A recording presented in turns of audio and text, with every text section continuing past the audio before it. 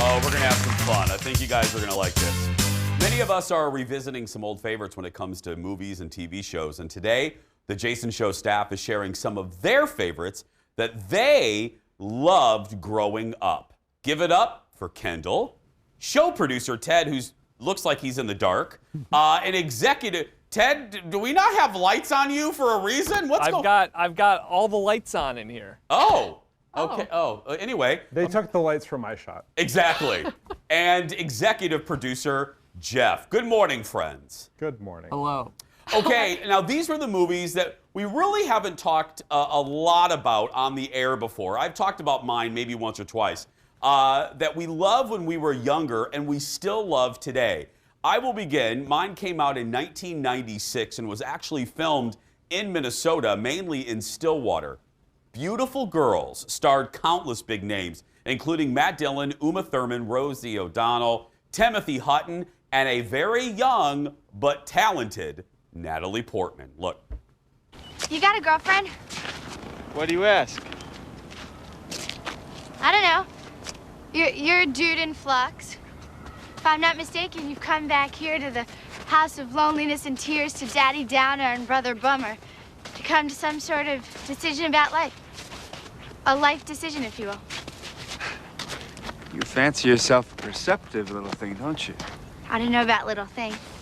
I happen to be the tallest girl in my class. The movie focuses on Hutton returning to his childhood home for a class reunion, and he meets up with all of his friends who still live in the town and are basically in neutral. And it's really about that time of your life. Jeff, wouldn't you say like late 20s, early 30s? Yeah, when right out of college, right 5 years after. Yeah, a few years after, where your friends start to change and some don't. And the friends that have advanced, maybe they have relationships, maybe they start a career. They come back home, and you can come home, but you really can't ever really go home. You know what I mean? Mm-hmm. It's still there, but that life lesson's in it too. Now we're gonna roll. Now don't roll it yet, Steve. But we're gonna roll via. We're gonna run video. Jeff is already smiling. There's a scene in this movie that is so classic, but unfortunately has so many cuss words, we would be off the air immediately. And it is a classic scene from Rosie O'Donnell, who plays like this kind of the brash. She's a broad, basically, of this friend group, and she's telling. Now go ahead and roll it, Steve. She's basically telling Matt Dillon and Timothy Hutton all about themselves. Basically, how they have to stop drooling over Playboy models and women that are perfect in magazines who really aren't perfect because it's, all manipulated, and how they need to appreciate the women that they have, real women, not the women they idolize in these magazines, thus the title Beautiful Girls. It is an epic monologue. I mean, look at it. There aren't a lot of takes. Rosie is nonstop, and say what you will, this movie also reminds you that though she's polarizing now, from like 92 to like 97, Rosie was huge. She was not only a TV star with the Rosie O'Donnell show, she was on Newsweek, but she was a movie star. League of Their Own. Oh, so good. Sleepless in Seattle. And this, you forget, she's polarizing now, and a lot of you watching may not be like her, but this movie showcases her and every actor in this movie so well. Jeff, would you not agree? Oh, and you can watch that Rosie scene on YouTube if you don't have access to the movie. And I watched it this morning, and I was laughing again. Hysterical.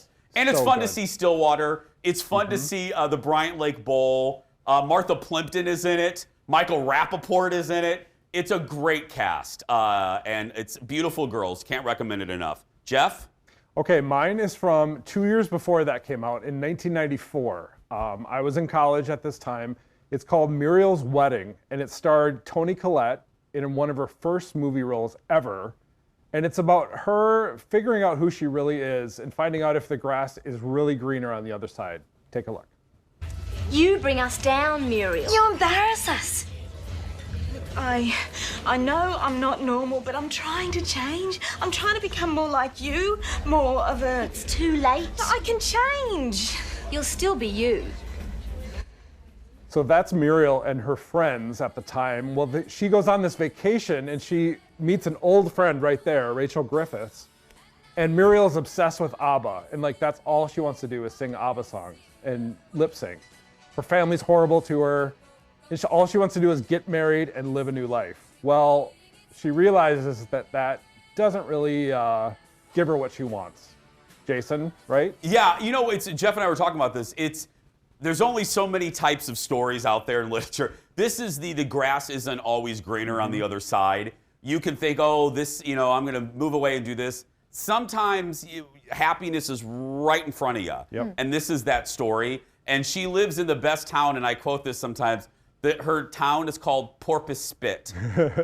Porpoise Spit? And Porpoise Spit. And her sister gives Toni Collette a line that Toni Collette says in interviews she still hears every single day of her life. Which is what, Jeff?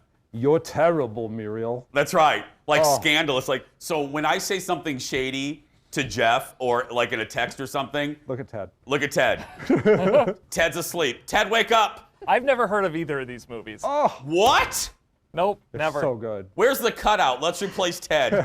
Sorry, Ted. But no, you're terrible, Muriel. If I'm shady with Jeff, Jeff will send me, you're terrible, Muriel, which I'm rarely shady, right, Jeff?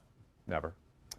I want to know, quick question. Does she get rid of those horrible girls that are mean to her in that scene that we just watched? You've got to see it. You have to see Spoiler it. alert. Something happens. Something happens, and it's glorious. Muriel witnesses something on the wedding day, and then it comes back. Ooh, okay. It's so good. Muriel's Wedding and Beautiful Girls. Get them wherever you find your movies. Well, our staff show continues coming up next with Kendall and producer Ted's picks. We don't even know what Ted's picking. You'll find out with us when we come back. Back after this. You're terrible, Muriel. It's our staff show extravaganza. We're sharing some of our favorite generational movies that we grew up loving. Ladies first, Kendall continues. Okay, I love this movie so much. When I was thinking about what to pick, I texted my sister and she brought it up and I was like, that's it, The Parent Trap.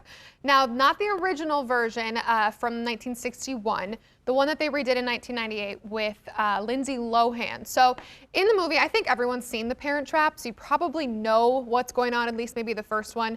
Two twin sisters separated at birth, meet at a summer camp, realize they're identical twins, and swap places. So the parents in the film, Natasha Richardson is in the film. Gosh, I know, R.I.P. bless, love her. I know. Dennis Quaid is the dad in the film. And whatever you think about him now, he's very that's just him at his best acting. The scenery in, wine country in California. You have London in all its glory, the 90s hair, the 90s outfits, and the soundtrack are just like the best things in the world. The soundtrack especially. So if you're looking for something to watch with your kids or your neighbor across the street, I mean, you can seriously watch this movie and love it with anyone. We have a little clip, don't we? Yeah. Oh, we do. Hi. We do. There it is. You know what? This is one small world. How small? Hi, Mare. Hello. How you doing? Oh! Oh! Oh! Honey, did I ever mention to you that Hallie was a twin? No, I'm afraid you forgot that little detail. Don't feel bad, Mary. He never mentioned it to I will back you up 100%. This is very much your generation. But Jeff, I think you'll agree. This is one of those redos, remakes that actually works for a variety of reasons. You know what I mean? Yeah. I don't really like them all the time. Fine. This was really good all by itself. It really was. What, Jeff? I've never seen it. Never seen it. He's seen the original. Well, I'm that old. Wow. Well, I'm the same age. I've seen the original too, but this is just, I remember seeing this at the Mall of America General Cinema with my friends, Original Recipe and Crispy, Extra Crispy. That's what their nicknames. But and I loved it, so I'm with you. Yeah, it's such a good one, and it just kind of brings you all the good 90s vibes. It's a great throwback, and we used to say Natasha Richardson in that movie, like we thought she looked like my mom. So my sisters and I would watch it whenever she was flying on a trip, and we'd get like homesick. And so yeah, I just love that movie. Oh, stop it, Ted. Oh, wow. See, I love Where's the shade button? Jeff, I love when the audience can see Kendall giving Ted the shade that she usually does behind the scenes. Okay, speaking of Ted, the staff did not know what he was picking until, well, what are you picking, Ted? I like to keep these close to the vest. So this is a 2000 classic, a Todd Phillips film, Road Trip. Roll it. You want to bet? Great, I'm going to bet money on something you can't prove.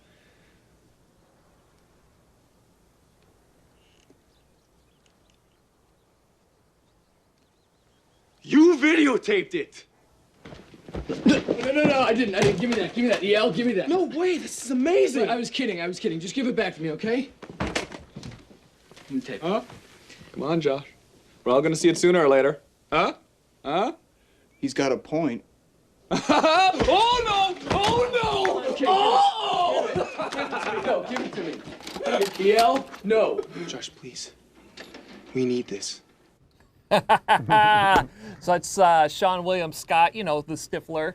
Tom Green in his heyday.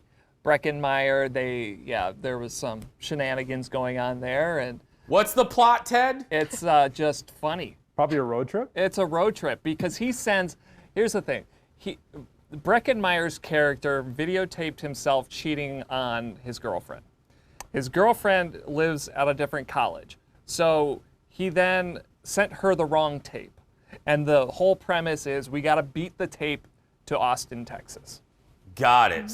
I Okay. have seen this movie. You've seen it, Kendall? Do you enjoy it? I do remember liking it. It's all those people, like you just saw in that scene, all those guys that were in every funny or romantic comedy or spoof from that time period. So you got to go into it knowing it's kind of like that, though. And Sean William Scott, Minnesotan. Yep. Good pick, Ted. Thank you. When we come back, it's a trivia game, Generations in the Making. The Gen Xers versus the Millennials when we return. Back in a moment.